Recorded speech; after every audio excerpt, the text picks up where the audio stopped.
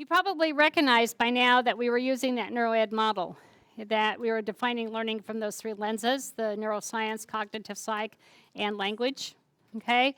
And just to remind us that neuroscience, this is the brain part. This is the how the receptors connect with the brain, that kind of thing. Cognitive psych, that's your theory of mind. That's what we as adults think about our thinking, okay? And then language function, this lens in here has to do with all the literacy pieces, the reading, the writing, the talking, the viewing, the listening, the thinking, the speaking, the calculating. That's what the literacy piece has to do.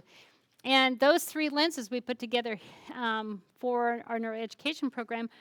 But what you need to know is that we're the only people in the country that's doing it, okay? Is that all the other ones are going neuroscience, cognitive psych, education.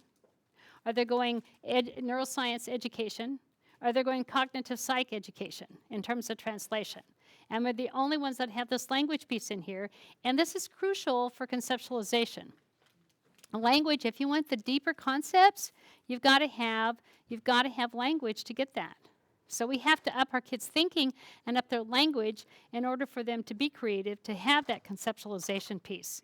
And if we don't do that, if we don't consider that language component, then what happens is that we end up with some really funny translations. And that's kind of what you were talking about in terms of what's happening with your professional development, is that you've got some people coming in, they're kind of pulling from neuroscience, they're kind of pulling out of some cognitive psych applications, they're trying to put it into education. And the problem is, without the language piece, they won't consider the thinking component, the conceptualization piece that goes into those applications. So it becomes really important we do that. If we put those three lenses together, from the last time, from the January, this is February, from the January workshop that we had, what comes in the middle? When we put all three of those together and put all the literature together, what do we end up with? You get the neurosemantic language learning theory. That's where that neurosemantic language learning theory, remember last time I asked you, how is it that we learn, and I drew that out for you? Okay, that's how we learn. We learn based upon the literature from neuroscience, cognitive psych, and then language. And when we put those together, we end up with an actual theoretical model.